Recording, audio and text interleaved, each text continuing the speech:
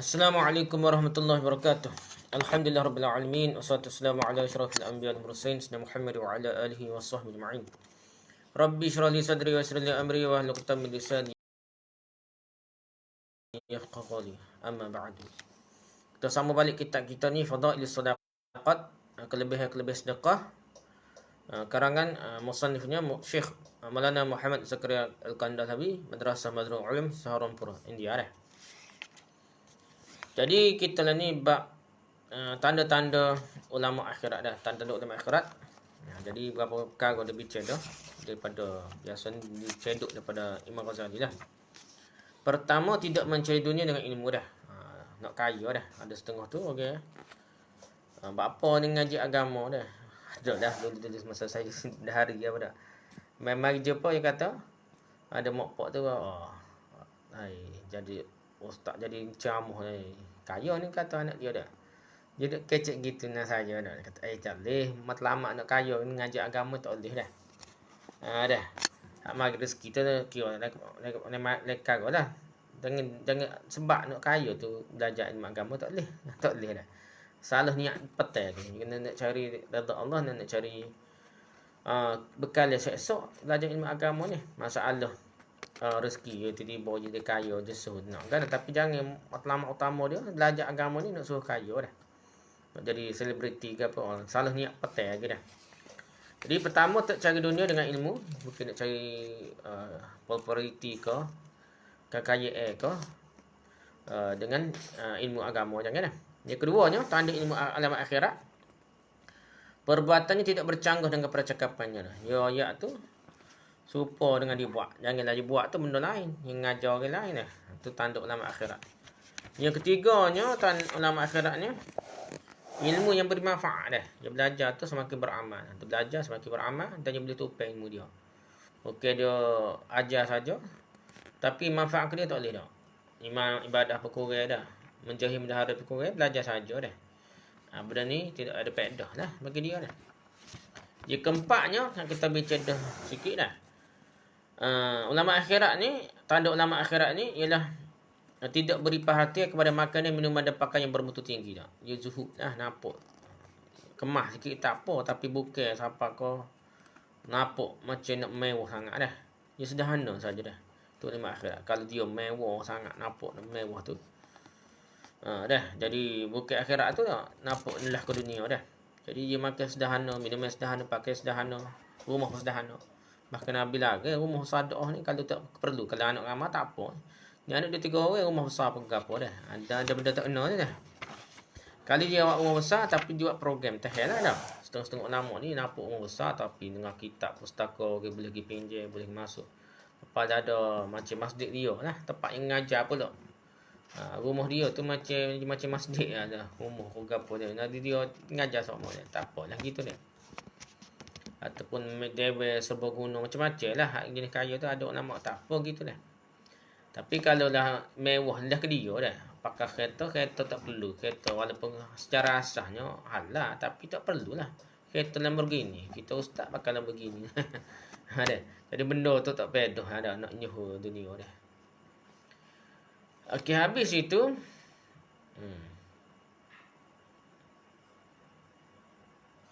kita bincang ni pasal Hatam ni. Hadrat Hatam ni tak guru tasawuf juga lah. Dia ni menasihat banyak lah. Ulama-ulama pun yang nasihat dia. Kita sambung kitab perkara ni lah.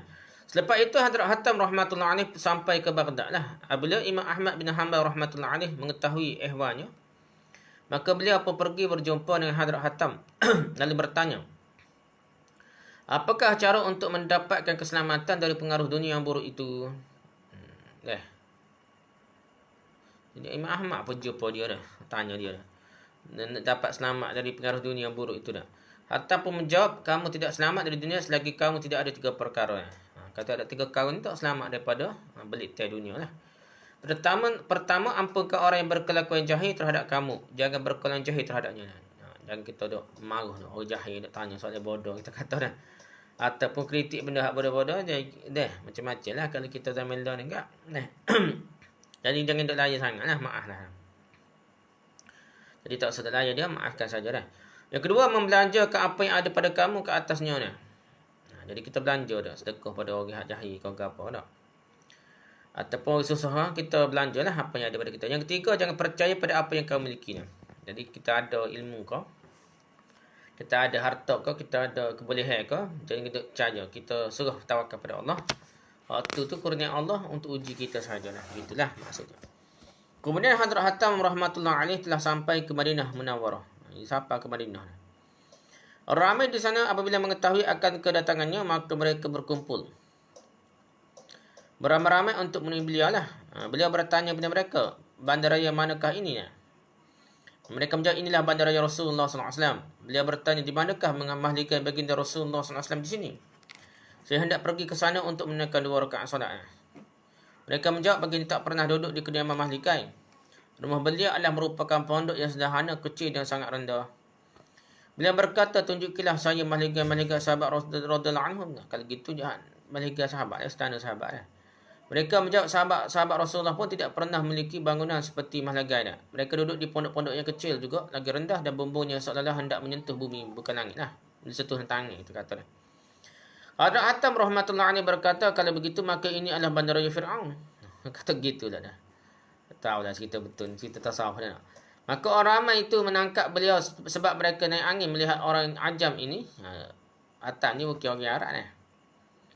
Dia menghina Madinah Munawwarah, menyifatkan bandaraya baginda Rasulullah SAW dengan gelaran bandaraya Fir'aun. Lalu beliau dibawa kepada Amir Madinah Munawwarah. Mereka mengadu kepadanya bahawa orang ajam ini menghina Madinah Tayyibah dengan menyifatkannya bandaraya Fir'aun.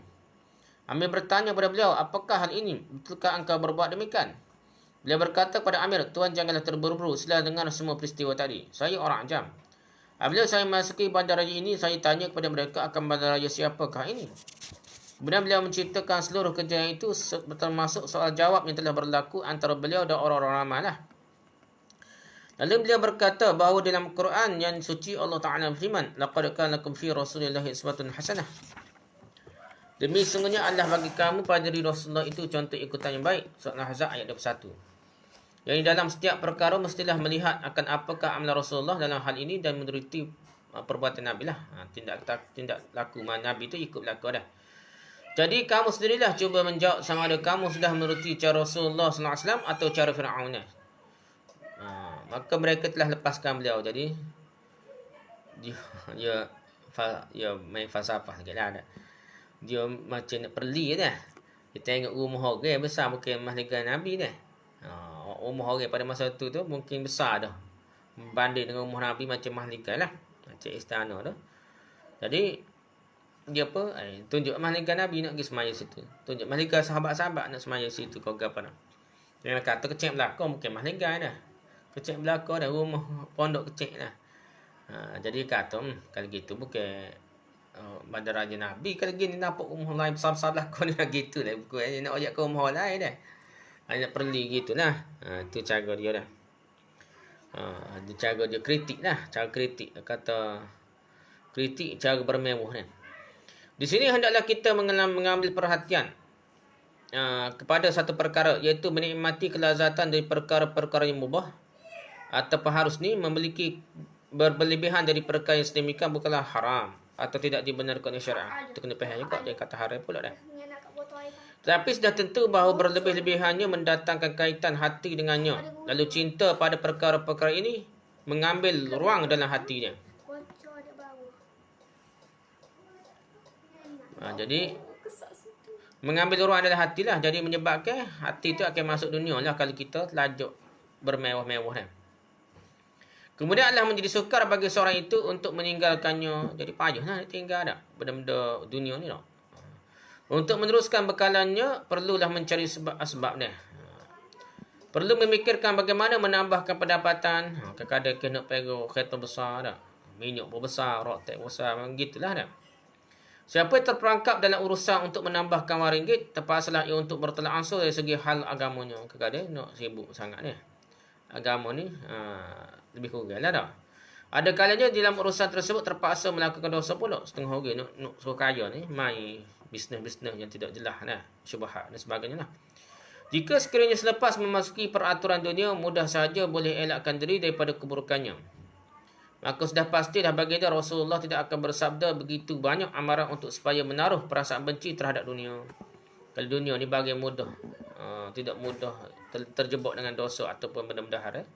Mesti Nabi tak kutuk benda-benda dunia ni. Jadi sebab itu Nabi kutuk tu takut umat ni mudah terjerobak dalam benda-benda haram lah. Dan tidak juga beliau sendiri mengelakkan diri daripadanya secara begitu keras sehingga tanggal baju berselaman dan badannya mulia beliau dah. Jadi Nabi ni bekah habis. Tubuh dia tidur atas ketika getah lah kita kata dah. Yang mana bekah atas tubuh Nabi. Tak ada lah tempat yang molek tidur dah. Gitulah nak yang bunyi tidak mewah Nabi dah. Yahya Ibn Yazid Naufali rahmatullah alaih telah menulis sepucuk surat pada Hadrat Imam Malik rahmatullah alaih setelah memuji Allah dan berselawat ke atas baginda Rasulullah SAW. Ibn Yazid jumpa Imam Malik ada. Beliau pun menulis, saya telah disampaikan berita bahawa Tuan biasa memakai pakaian nipis. Memakan roti yang nipis dan juga berehat di atas tempat tidur yang lembut. Pakai tebal ni, pakai comel lah, bersih. Comel lah kali tak. Tuan juga ada pengawal untuk keselamatan. Padahal Tuan merupakan salah seorang di kalangan ulama-ulama yang berkedudukan tinggi dah. Imam Malik ni hebat lah di Mekah, di Madinah ni. Orang ramai bermusafir dari tempat-tempat yang jauh datang untuk mempelajari ilmu dari Tuan. Pakak pergi jumpa Imam Malik belakang dah. Seluruh dunia lah mari jumpa Imam Malik nak mengaji dah. Nak tuntut ilmu. Tuan merupakan imam zaman, ikutan orang ramai yang menuruti jejak langkah Tuan. Hendaklah Tuan amat berwaspada. Secara ikhlas saya menulis surat ini, tiada siapa melainkan Allah sahaja yang mengetahui mengenai surat ini. Faqat. Sikit dah. Wassalam. Jadi dia ketegur Imam Malik lah. Iaitu Yahya Ibn Yazid Naufali dia. Hadrat Imam Malik rahmatullah alaih telah membalas dengan menulis jawapan suratnya seperti surat tersebut dengan berbunyi, surat kamu yang merupakan nasihat, kesayangan dan amaran terhadap saya telah diterima. Semoga Allah Ta'ala memberikan manfaat kepadamu dengan taqwa dan balas yang baik untuk nasihatmu ini. Terima kasih nasihat. Bukan nyetok dia, terima kasih. Orang mana nasihat ni kalau pun tak tepat pun, kadang-kadang dia salah faham, kita terima kasih dulu dah. Mudah-mudahan Allah Jalla Sya'nuhu ataupun Jalla wa'ala mengurniakan saya taufik dan hidayah untuk mengamalkannya.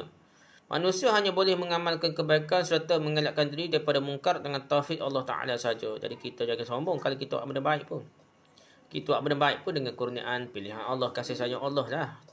Tercampur, kata tergerak untuk buat benda baik dah. Jangan duk sombong dah kalau kita ada ilmu pun. Kurnia Allah. Dan lebih besar tanggungjawab pula dah. Jadi banyak ujian pula dah. Jadi kita kena bersyukur dan kita kena terima kasih pada Tuhan. Bukannya kagum dengan diri sendiri dah. Manusia hanya boleh mengamalkan kebaikan serta mengelakkan diri daripada perkara mungkar dengan taufik Allah Ta'ala saja. Perkara yang kamu telah membincangkan adalah sah dan demikianlah sudah berlaku. Betul dah muayat dah.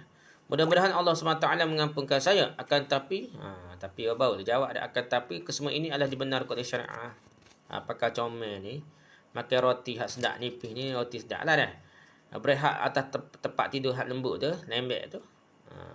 Dibenarkan oleh syariah. Imam Malik kata, Allah Jalla Jalaluhu berfirman dalam Quran, Qul man harrama zinatallahi allati akhraja li'ibadihi wat tayyibati minar rizq. Katakanlah wahai nabiku, siapakah yang berani mengharamkan perhiasan Allah yang telah dikeluarkannya untuk hamba-hambanya? Dan demikian juga benda-benda yang baik halal dari rezeki yang dikurniakannya. Surah Al-A'raf ayat 32. Jadi siapa berani mengharamkan benda yang halal dah?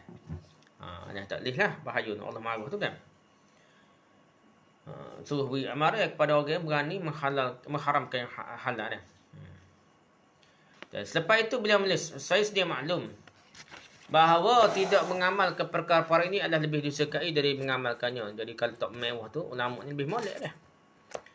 Tolong muliakan saya dengan menyurat dengan saya. Saya pun akan teruskan menulis surat kepadamu. Faqat. Wassalam. Betapa cantik cara Imam Malik rahmatullah alaih yang mana beliau menulis sama akan fatwa mengenainya serta mengaku bahawa lebih baik adalah elakkan diri, iaitu tidak mengamalkan kemewahan lah bagi ulama-ulama ni. Bila-bila gitu pun tak boleh mengharamkan, tak boleh kritik lah benda. Tak boleh mengharamkan benda yang telah jelas halal lah. Tak boleh. Dia telah menentang syariat pula gitu dah. Over pula dah. Okey, yang kelima tanda ulama akhirat ni, yang kelima ialah menjauhi sultan-sultan dan ahli-ahli kerajaan. Ni bahaya dah.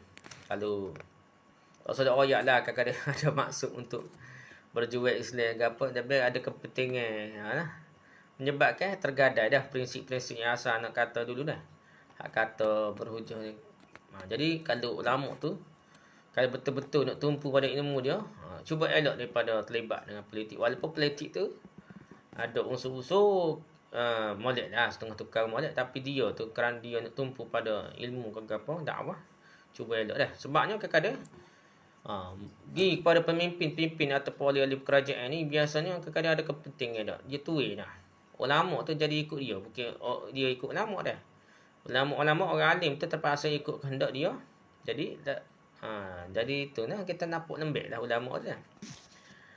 Ulama hebat sekarang mana pun kita tengok tiba jadi lembek depan pemerintah dah.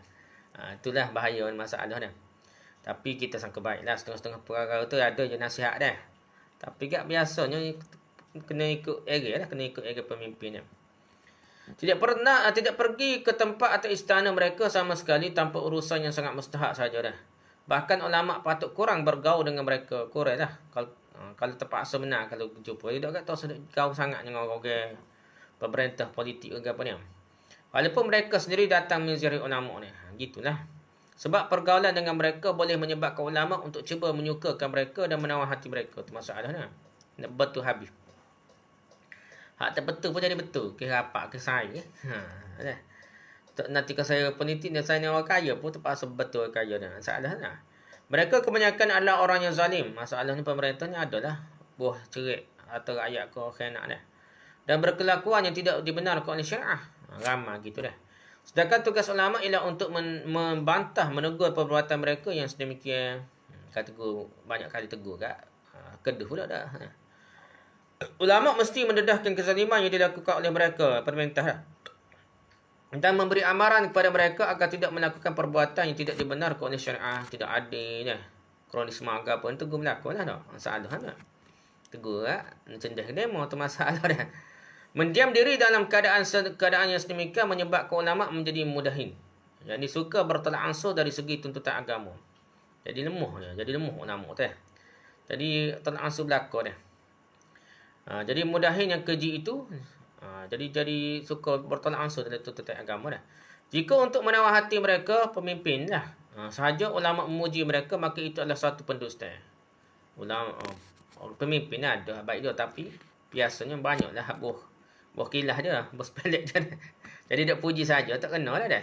Nak tahu hati pemimpin dah. Jika ulama terpandang ke arah harta kekayaan mereka lalu dalam hati timbul perasaan tamak, tiba-tiba berasa nak tupai kata dah. Boleh projek sikit-sikit sebanyak dah. Maka sudah pun menjadi satu perasaan yang tidak dibenarkan oleh syariah. Dan tak boleh agama lagi dah. Nak jadi macam rasuah gitu dah. Pendek kata pergaulan dengan ahli golongan itu, golongan pemimpin pemerintah itu merupakan punca kebanyakan fasad. Benda-benda buruk, benda-benda keji kerana gaul dan pokok ni lah. Baginda Rasulullah SAW pernah bersabda bahawa orang yang duduk di hutan biasanya menjadi keras kepala. Duduk di hutan jadi lasuk lah, jadi keras kepala dah. Orang yang memburu biasa menjadi orang lalai dari semua perkara lain. Duk cari kebun, duk cari benda lain, duk perhati mangsa dia lah. Dan orang yang ulang-alik ke istana, pemerintah istana terperangkap dalam fitnah dia. Jadi terperangkap dalam fitnah, itu boleh lepas dah. Dia kena ikut area pemerintah dia. Nak bantah tak boleh dah. Dan sekali ikut area. Hadrat Huzaifah radhiyallahu berkata, selamatkanlah dirimu dari berdiri tempat-tempat fitnah dah. Bila ditanya yang manakah tempat fitnah-fitnah, maka beliau menjawab pintu Amir, yakni Umara, yakni pemerintah-pemerintah. Bila pergi ke sana, seseorang itu terpaksa menyetujui, bersetuju dengan perbuatan mereka yang salah dah. Rasuah jawatan ke apa tu yang berlaku dah. Dia benda tu baik gimari payahlah nak tegur dah.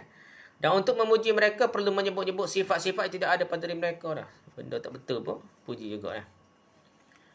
Baginda Rasulullah SAW bersabda, seburuk-buruk ulama ialah menghadiri majlis ahli kerajaan dan sebaik-baik pemerintah ialah yang menghadiri majlis ulama. Kita balik dah. Ulama ni dia pergi cari pemerintah, dah majlis pemerintah pergi. Tu benda je tak molek lah. Molek pemerintah pula pergi cari ulama dah. Dia menjadi rendah diri di hadapan ulama tu molek dah. Jadi pemerintah pergi, ulama duduk depan, duduk atas tempat tinggi ke apa. Pemerintah duduk sel bawah tu baru betul dah. Hadrat Samnun rahmatullah alaih yang merupakan sahabat Hadrat Sirir Sakti rahmatullah alaih Berkata, saya pernah mendengar bahawa apabila kamu dengar seseorang mencintai dunia, maka sudah tentu dia bersalah dari sudut agamanya. Saya sendiri telah mengalami hal itu dah. Dia sendiri pun pernah dah. Cinta dunia dah. Bila saja saya pergi ke istana sultan, maka setelah balik dari situ, saya biasa berenung ke dalam hati saja dah. Di istana sultan ni, jadi lepas tu muhasabah diri sendiri ya. Setiap kali melihat pengaruh yang berbahaya di atas hati saya, setiap pergi masuk istana raja tu, walaupun niat molek atau perkara baik yang buat apa dah, dia ada benda tinggal kekesan yang berbahaya atas hati dia ni. Atas hati siapa dia? Samno ni. Walhal kamu semua lihat saya berbual keras di sana. Padahal dia jumpa tu, dia tidaklah lembek tekuk kata-kata dari raja ni. Menentang pendapatnya yang sekeras-kerasnya, benda salah tegur selalu direct ni. Dan saya tidak mengambil apa-apa faedah daripada sana. Sehingga air pun saya tidak minum di sana. No. Minum air pun tak usah minum air dengan raja ni. Takut jadi lembek tekuk. Nemuh lah. Jadi nemuh di hadapan raja ni. Bila-bila gitu pun dia berasa ada masalah lagi. Hati dia. Dia jumpa raja sama ni.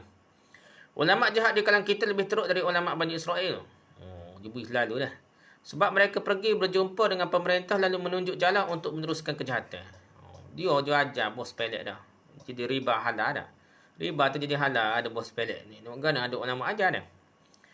Meneruskan kejahatan dengan melarikan diri dari undang-undang syariah dah. Dia ajar bos pelek dah. Dan memikirkan bagaimanakah boleh mendapat keredaan pemerintah. Suruh pemerintah reda dia pergi pakak bijak ke apa, macam-macam lah.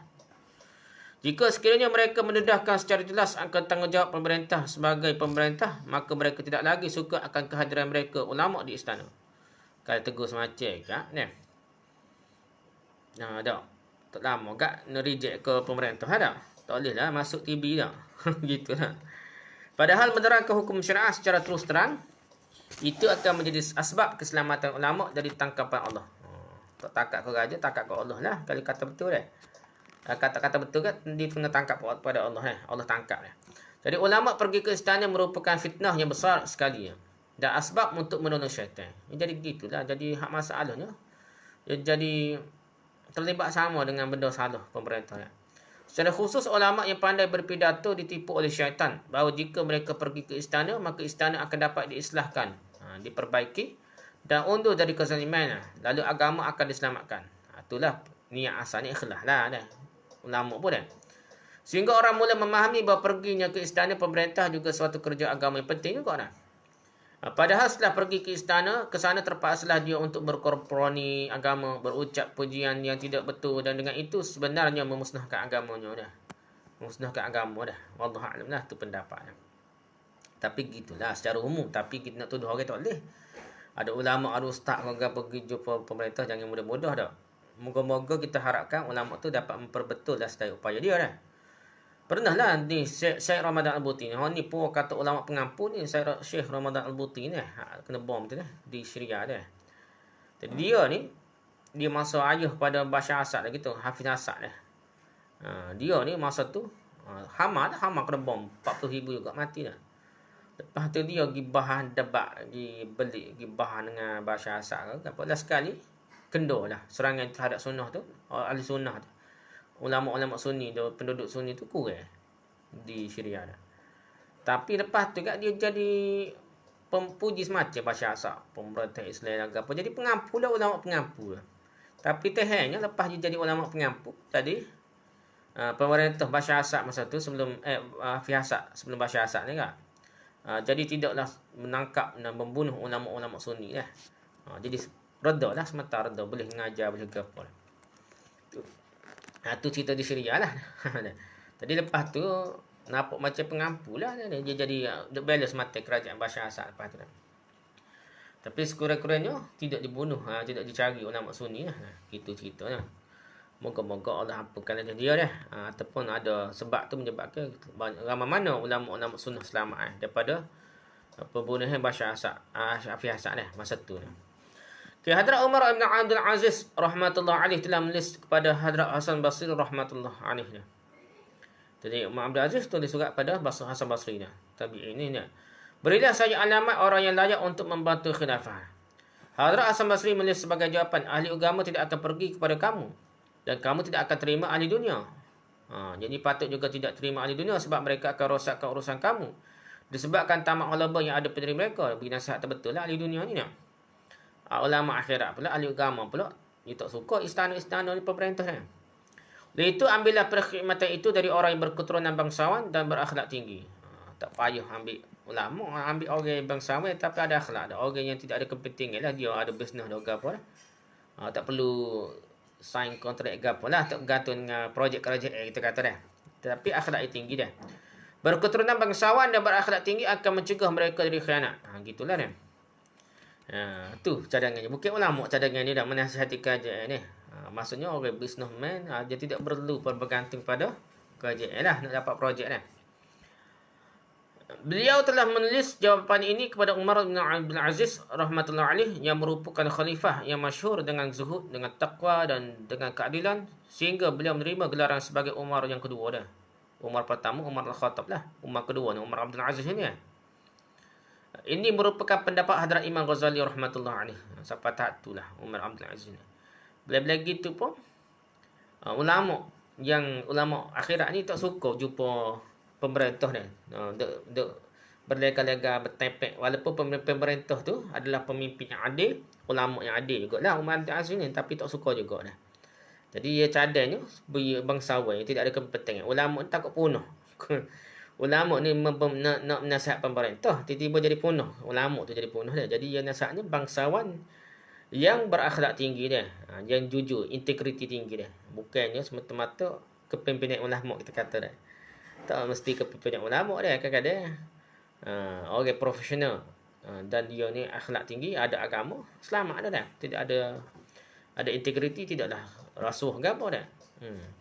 Kalau ulama pun main dengan dunia ni terpengaruh mudah makan rasuah jawatan juga dah. Jadi gitu ya.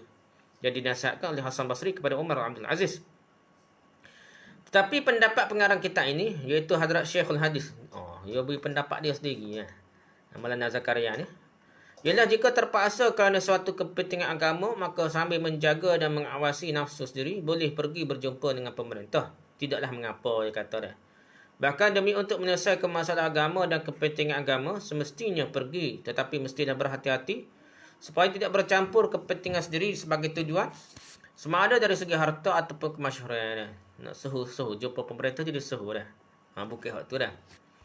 Tujuan semata-mata untuk kepentingan orang Islam. Kalau jumpa pun nak beri nasihat dan pandangan supaya jaga kepentingan orang Islam. Gitulah kalau boleh pun dah. Allah Ta'ala berfirman, Wallahu ya'lamul mufsida minal muslih. Dan Allah tahu orang yang merosakkan dan yang hendak memperbaiki dia. Surah Baqarah ayat 220. Jadi Allah tahu hak mana ulama jumpa pemerintah ni niat betul dan tidak terpengaruh dengan dunia. Dan Allah tahu ulama yang lemah jiwanya, walaupun tidak dan mudah terpengaruh dengan dunia, Allah tahu dah. Jadi kita kena bersangka baiklah ulama jumpa pemerintah. Okay, habis itu. Yang keenamnya, tanda ulama akhirat. Yang keenam ialah tidak terburu-buru mengeluarkan fatwa. Dia kena beringat lambat sikit tapi jumpa semua pakar-pakar dah. Amat teliti semasa menjawab soalan mengenai agama dah.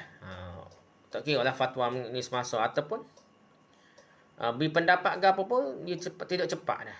Bukan ulama hak pemberi fatwa saja, bahkan kita duk mengajar masjid Balasah dah.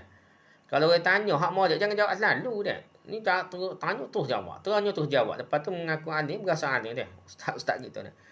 Orang tanya tu kalau boleh sepem minggu depan hak molek je lah. Kita ajar hak molek ni. Supaya dia boleh rujuk kita, boleh cari internet, boleh cari ulama-ulama, pendapat ulama lain. Baru dia sendiri pun boleh belajar dah. Baru dia tidak terbabah. Tak terbabah beri pendapat dah. Ni tidak lah orang nak jawab masalah ni. Berasa alim benar, pakar jawab dah. Dan sekali tak kemah jawapan dia. Hak berat lagi sesak, salah untuk jawapan dah. Hak tu berat lagi dah. Jadi gitulah dia kata dah, ulama yang akhirat ni tidak terburu-buru mengeluarkan fatwa dan pendapat lah. Teliti dia. Mengikut kemampuan, serah pada orang yang dapati sebagai lebih layak untuk jawab. Kalau ada orang yang lebih layak jawab, dia suruh pada jawab. Ataupun lah ni kita ni boleh rujuk dah internet ke apa, fatwa-fatwa ulama besar lagi dia. Kalau kita kerja Arab banyak lagi lah. Nah, cari kod Arab tu cari dah. Fatwa-fatwa ulama besar sebelum kita jawab dah. Tanya minggu ni, minggu depan jawab. Hak tu cara molek lah. Kalau mengajar tiap-tiap minggu dah.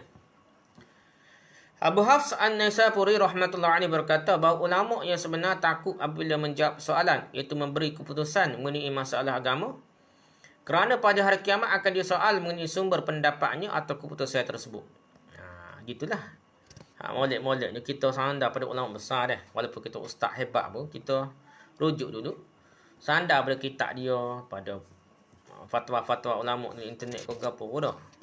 Tak apa dah. Asal ke berjelas lah. Biar faham molek. Terjemuh salah jangan ikut dah. Biar betul terjemuh dah. Setengah ulama mengatakan bahawa sahabat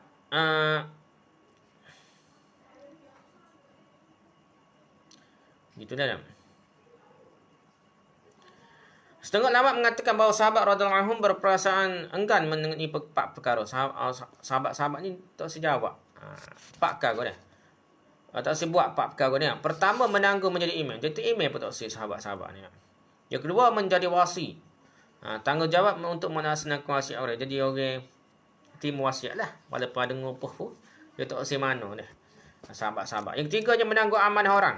Nak usi PPT, kau gapo, kau suruh jaga, tak usah juga. Sahabat-sahabat ni.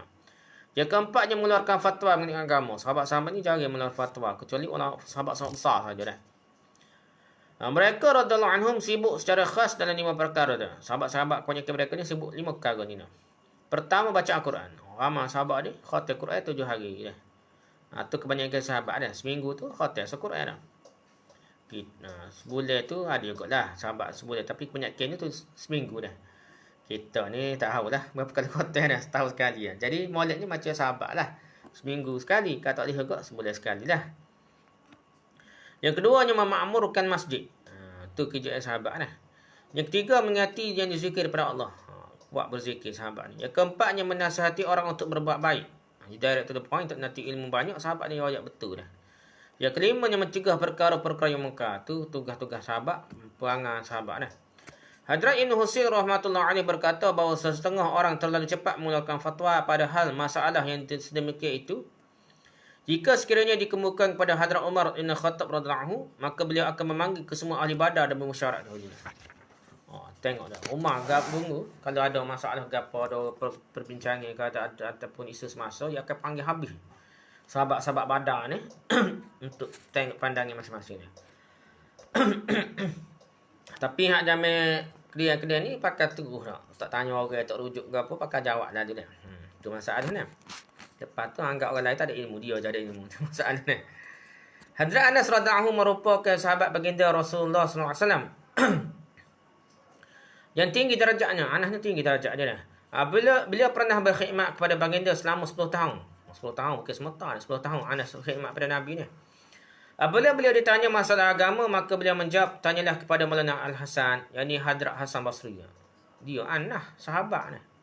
Bukan biasa sahabat, tapi Sultan Hasan Basri tu, tabi'in yang merupakan faqih dan sufi yang masyhur dari kalangan tabi'in. Hadrat Anas radhiyallahu anhu pula merupakan sahabat, namun beliau merujuk pada tabi'in. Gitu kita pun kena faham lah. Kita jangan ego lah, tengok Anas seperti dia ego dah. Kita kata gak macam tok guru rujuk ke anak murid dah kini. Siapa tahap tu kita pun jangan ego. Kalau ada anak murid kita hak nampak pandai, hak boleh boleh tanya pendapat kan, ikut tanya pendapat dia lah. Kata boleh pakar gitu, maksudnya hormat pendapat orang bawah kita ataupun anak murid sekalipun. Hadrat Abdullah Ibn Abbas radhiyallahu anhu apabila ditanya masalah, beliau menyuruh bertanya kepada Jabir Ibn Zaid rahmatullahi alaihi yang merupakan ahli fatwa di kalangan tabi'in. Jadi Ibn Abbas pun dia tu alim, dia tu guru besarnya. Jabir Ibn Zaid ni anak murid dia sebenarnya tak. Tapi apabila orang tanya fatwa, dia suruh tanya anak murid dia, Jabir bin Zaid. Hadrat Abdullah bin Umar radhiyallahu anhu sendiri merupakan seorang faqih yang masyhur dari kalangan sahabat Rasulullah sallallahu alaihi wasallam ni. Sahabat besarnya, kibar sahabat ni. Tetapi beliau menyuruh orang untuk menanya masalah-masalah agama kepada Sa'id bin Musayyib rahmatullahi alaihi. Ni natu kepada Abu Hurairah. Dia jadi alim besar dah. Dia Ibn Umar ni tanya dia, kata kita tanya Ibn Musayyib lah dah. Dah. Tu cara dia. Padahal dia tu tok guru besar lah. Dia ilmu dia sampai kepada Ibn Musayyib ni nak. Yang ketujuh, tanda ulama akhirat yang ketujuh ialah dia amat mementingkan ilmu batin, iaitu ilmu tasawuf. Ilmu batin, ilmu hati lah dah. Banyakkan usaha untuk islah batin dan mencuci kalbu lah, hatinya. Sebab perkara ini menyebabkan kemajuan di segi ilmu zahir juga. Kalau kita batin bersih suci, menyebabkan kita rajin semaya, rajin baca Quran, gitulah dah. Rajin beribadah, rajin tolong orang dah. Baginda Rasulullah SAW pernah bersabda bahawa sesiapa yang mengamalkan ilmunya, maka Allah Jalla Jalaluhu mengkurniakan, Allah Tabaraka Ta'ala kurniakannya dengan ilmu yang tidak pernah dipelajarinya. Kalau beramal, insya-Allah Allah akan beri capai-capai khabar. Dia boleh ilmu baru khabar, terbaca ilmu baru khabar, terdengar orang ajar ilmu baru dah. Khabar terfaham dengan sendiri dah. Baca sikit faham boleh dah. Jadi benda tu adalah kurnia Allah, ilmu tu kurnia Allah. Dalam kitab-kitab Anbiya alaihimussalam dulu terdapat firman Allah Ta'ala yang bermaksud, wahai Bani Israel, janganlah kamu katakan begini, iaitu ilmu berada di atas langit dan siapakah yang boleh turunkannya, atau ianya yang berada di bawah bumi dan siapakah yang boleh membawanya ke atas muka bumi, ataupun ianya berada di seberang lautan dan siapakah yang boleh membawanya, tapi ilmu itu berada dalam hati-hati kamu. Kata gitu dah. Ini kitab dulu dah ni, kita Israiliyat ni dah. Nak kata percaya 100% tak boleh, nak tolak terus pun tak boleh lah. Gitulah. Tetapi ilmu itu berada dalam hati-hati kamu. Jika kamu berada di hadapan aku dengan penuh adab seperti ahli-ahli ma'rifah, meniru akhlak yang tinggi seperti siddiqin, maka aku akan menzahirkan ilmu itu dalam hati-hati kamu, sehinggalah ilmu itu akan meliputi kamu dan menudungi kamu. Dari pengalaman juga kelihatan bahawa ahli-ahli Allah dikurniakannya ilmu dan ma'rifah, kenal Allah ni, yang tidak dijumpai dalam kitab, walaupun usaha dilakukan untuk mencarinya dalam kitab-kitab. Kadang-kadang jiwa cahaya dalam orang-orang yang beramal dengan ilmu ni, orang tasawuf betul lah dah, orang yang berakhlak betul, setengah-tengah kau tasawuf dah. Lepas tu kan banyak bid'ah karut dia buat tu lagi kau lah. Dia betul yang tidak ada bid'ah lah kita kata dah. Jadi dia akan ada cahaya dah. Jadi ilmu dia tu kata-kata hikmah dia tu tak ada dari kitab, cari kitab setengah mana tak jumpa dah, tapi dia menyentap hati kita kata nasihat dia. Gitulah dah. Sabdaan baginda Rasulullah SAW dinukilkan baginda dari Allah Ta'ala syanu dah. Hamba-Ku tidak boleh menghampiri aku dengan sesuatu yang lebih disukai aku daripada perkara-perkara yang aku telah fardukan bagi mereka. Jadi kalau nak mendekati Allah, yang lebih Allah suka lah, iaitu wajib, benda wajib dulu dah. Seperti salat, zakat, puasa, haji dan lainnya. Hak benda wajib dulu, hak Allah tengok dah. Kalau mengaku ma'rifatullah, kenal Allah, tiba-tiba semain band pun tak. Jadi Allah suka kereta kan Allah. Dia kenal Allah kan, tak kenal Allah gitu ya. Perhampiran yang diperolehi melalui amalan fardu yang dilaksanakan secara baik tidak boleh diperolehi dengan apa-apa yang selainnya. Jadi kita mendekati Allah dengan amalan fardu yang khusyuk yang betul ni jauh lebih baik dengan amalan sunat walaupun tahajud. Kalau kita tak jaga hak fardu dah. Jadi semaya fardu berjemaah lebih baik daripada semaya tahajud tengah malam dah. Hamba-Ku terus menghampiri aku melalui amalan nafil, amalan sunat, sehingga aku menjadikannya akan kekasihku. Apabila aku jadikannya sebagai kekasihku, maka aku menjadi telinganya, yang mana ia mendengar dengannya. Aku menjadi matanya, yang mana ia melihat dengannya. Aku menjadi tangannya, yang mana ia berpegang dengannya. Dan aku menjadi kakinya, yang mana ia berjalan dengannya. Jika ia minta sesuatu dari aku, maka aku memberikan kepadanya. Jika ia melindungi kepadaku dari sesuatu, maka aku memberi perlindungan kepadanya. Jadi bukan kita jadi Tuhan tak, tapi kita ni, kalau kita dekat dengan Allah dengan benda fardu dulu, lepas tu tambah dengan amalan sunat, kita jadi macam wali Allah. Wali Allah dengan bukan jadi keramat nombor satu dah. Untuk cara kau keramat dah. Lepas kau gila jadi tak wali dah. Untuk cara kau benda-benda keramat lah. Keramat tu kurnia Allah. Tak penting hak tu. Hak pentingnya kita dengan Allah dah. Jadi pentingnya Allah jaga kita dah. Kalau kita jadi wali Allah, Allah jaga sehingga kita tidak melakukan maksiat lah. Kalau kita nak buat maksiat lagi, tak sadar mengaku wali Allah lah dah. Tak betul tu dah.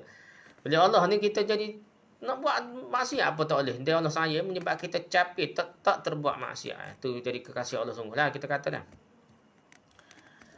Jadi setiap gerik-gerinya, penglihatannya, pendengarannya mengikut kesukaan aku, kesukaan Allah lah. Benda yang Allah redha, Allah suka dah. Di dalam setengah riwayat terdapat juga berserta dengan ini, bahawa siapa yang bermusuh dengan wali kekasihku mengumumkan peperangan dengan aku. Siapa balas dengan wali Allah untuk wali Allah, maka dia berperang dengan Allah lah.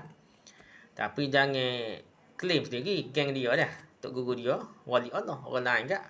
Wahabi ke apa tu dia macam-macam. Jangan kata gitu dah. Kalau wali Allah, betul-betul wali Allah lah. Apa kaitan dengan gelengan tertentu dah.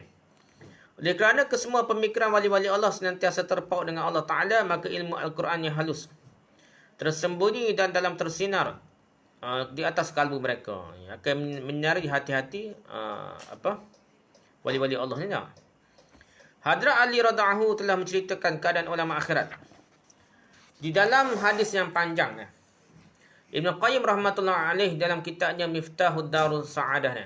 Jadi walaupun tok kita di India ni, walaupun dia terpengaruh dengan tasawuf juga dah, tapi dia tak tolak Ibn Taymiyah ni, Ibn Qayyim ni. Dia tak tolak, dia banyak mengambil manfaat dia.